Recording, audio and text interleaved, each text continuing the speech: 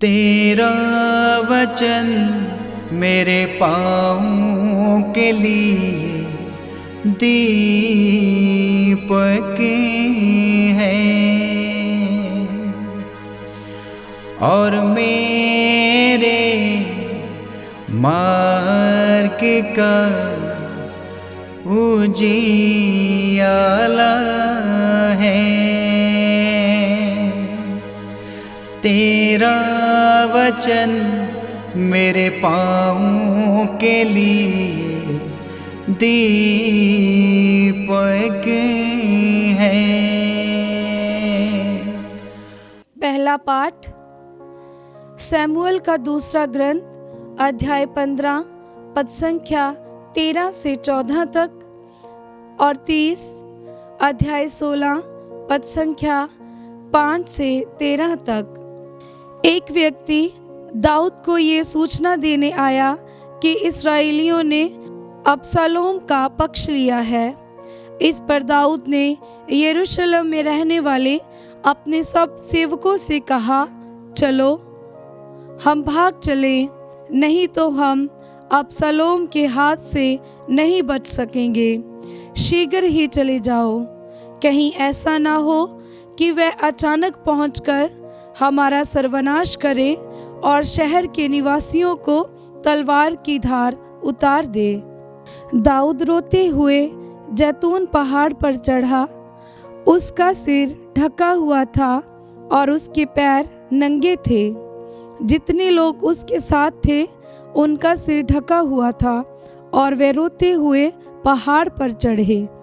जब दाऊद बहरीम पहुंचा तो साउल के वंश का एक व्यक्ति दौड़ता हुआ उसके पास आया। वह शिमेई नामक गेरा का पुत्र था। वह कोसते हुए नगर से निकला और दाऊद और उसके अनुयायियों पर पत्थर फेंकता जा रहा था। यद्यपि दाऊद के दाएं और बाएं सैनिक और अंगरक्षक चलते थे, शिमेई कोसते हुए चिल्लाता था, दूर हो हे हत्यारे, दूर हो हे नीच, तूने साउल का राज्य छीन लिया। इसलिए प्रभु ने साउल के घराने के सारे रक्त का बदला तुझे चुकाया है और तेरे पुत्र अबशालोम के हाथ में राज्य दिया है। हे हत्यारे, तू अपनी करनी का फल भोग रहा है। सरूपा के पुत्र अबीशै ने राजा से कहा, ये मुर्दा कुत्ता मेरे राजा और मेरे स्वामी को क्यों कोस रहा है? कृपया मुझे आज्ञा दें कि मैं जाकर उसका सिर उड़ा दूं। राजा ने उत्तर दिया, सरूपा के पुत्र, इससे तुमको क्या? यदि वह इसलिए दाऊद को कोसता है कि प्रभु ने उसे ऐसा करने की प्रेरणा दी है, तो कौन पूछ सकता है कि तुम ऐसा क्यों कर रहे हो? इसके बाद दाऊद ने अबीशै और अपने सेवकों से ये कहा, मैंने जिस पुत्र को जन्म दिया वही मुझे मारना चाहता है, तो ये बेन्यामीन वंशी ऐसा क्यों ना करे? उसे कोसने दो, क्योंकि प्रभु ने उसे ऐसा करने की प्रेरणा दी है। हो सकता है कि प्रभु मेरी दुर्गति देखकर आज के अभिशाप के बदले मुझे फिर सुख शांति प्रदान करेगा। इसलिए दाऊद और उसके अनुयायी आगे बढ़ते जाते थे। ये प्रभु की वाणी है। ईश्वर को धन्यवाद। भजन अनुवाक्य। हे प्रभु, उठकर मुझे बचा। हे प्रभु, उठकर मुझे बचा। हे प्रभु, कितने ही मेरे शत्रु, कितने ही मुझसे विद्रोह करते हैं, कितने ही मेरे विषय में ये कहते हैं, उसका ईश्वर उसकी सहायता नहीं करता। अनुवाक्य। हे प्रभु, उठकर मुझे बचाओ। हे प्रभु, तू ही मेरी ढाल और मेरा गौरव है। तू ही मेरा सिर ऊपर उठाता है। ज्यों ही मैं प्रभु की दुहाई देता हूँ, वह अपने पवित्र पर्वत से मुझे उतार देता है। अनुवाक्य। हे प्रभु, उठकर मुझे बचा। मैं अपनी छाया पर लेटकर सो जाता और फिर जागता हूँ, क्योंकि प्रभु मुझे संभालता है। मैं उन लाखों शत्रुओं से नहीं डरता जो चारों ओर मेरे विरुद्ध खड़े हैं। हे प्रभु, हे मेरे ईश्वर, उठकर मुझे बचा। अनुवाक्य। हे प्रभु, उठकर मुझे बचा। जय घोष, हालेलुया। अनुवाक्य। हालेलुया। हमारे बीच महान नबी उत्पन्न हुए हैं और ईश्वर ने अपनी प्रजा की सुध ली है।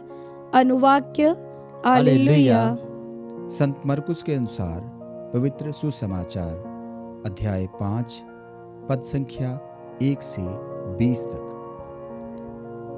वे समुद्र के उस पार गेरासेनियों के प्रदेश पहुंचे। यीशु ज्यों ही नाव से उतरे, एक अपदूतग्रस्त मनुष्य मकबरों से निकलकर उनके पास आया। वह मकबरों में रहता था। अब कोई उसे जंजीर से नहीं बांध पाता था, क्योंकि वह बारंबार बेड़ियों तथा जंजीरों से बांधा गया था। लेकिन उसने जंजीरों को तोड़ डाला और बेड़ियों को टुकड़े टुकड़े कर दिया था। उसे कोई भी वश में नहीं रख पाता था। वह रात दिन निरंतर मकबरों में और पहाड़ों पर चिल्लाता और पत्थरों से अपने को घायल करता रहता था। वह यीशु को दूर से देखकर दौड़ता हुआ आया और उन्हें दंडवत कर ऊंचे स्वर से चिल्लाने लगा, हे यीशु, सर्वोच्च ईश्वर के पुत्र, मुझसे आपको क्या? ईश्वर के नाम पर प्रार्थना है, मुझे मत सताइए। क्योंकि यीशु उससे कह रहे थे, अशुद्ध आत्मा, इस मनुष्य से निकल जा। यीशु ने उससे पूछा, तेरा नाम क्या है? उसने उत्तर दिया, मेरा नाम सेना है, क्योंकि हम बहुत हैं। और वह यीशु से बहुत अनुनय विनय करने लगा कि हमें इस प्रदेश से नहीं निकालिए। वहाँ पहाड़ी पर सूअरों का एक बड़ा झुंड चर रहा था। अपदूतों ने गिड़गिड़ाते हुए यीशु से कहा, हमें सूअरों में भेज दीजिए, हमें उनमें घुसने दीजिए। यीशु ने अनुमति दे दी। तब अपदूत उस मनुष्य से निकलकर सूअरों में जा घुसे और लगभग 2000 का एक झुंड तेजी से ढाल पर से समुद्र में कूद पड़ा और उसमें डूबकर मर गया। सूअर चराने वाले भाग गए। उन्होंने नगर और बस्तियों में इसकी खबर फैला दी। लोग यह सब देखने निकले। वे यीशु के पास आए और यह देखकर भयभीत हो गए कि वह अपदूतग्रस्त, जिसमें पहले अपदूतों की सेना थी, कपड़े पहने शांत भाव से बैठा हुआ है। जिन्होंने यह सब अपनी आंखों से देखा, वे लोगों को ये बतलाने लगे कि अपदूतग्रस्त के साथ क्या हुआ और सूरों पर क्या क्या बीती। तब गेरासेनी यीशु से निवेदन करने लगे कि वह उनके प्रदेश से चले जाएं। यीशु नाव पर चढ़ ही रहे थे कि अपदूतग्रस्त उनसे विनती करने लगा कि मुझे अपने पास रहने दीजिए। उसकी प्रार्थना अस्वीकार करते हुए यीशु ने कहा, अपने लोगों के पास अपने घर जाओ और उन्हें बता दो कि प्रभु ने तुम्हारे लिए क्या क्या किया है और तुम पर किस तरह कृपा की है। वह चला गया और सारे देकापोलिस में यह सुनाता फिरता था कि यीशु ने उसके लिए क्या क्या किया है, और सब लोग अचंभे में पड़ जाते थे। यह प्रभु का पवित्र सुसमाचार है। क्रिस्त की जय।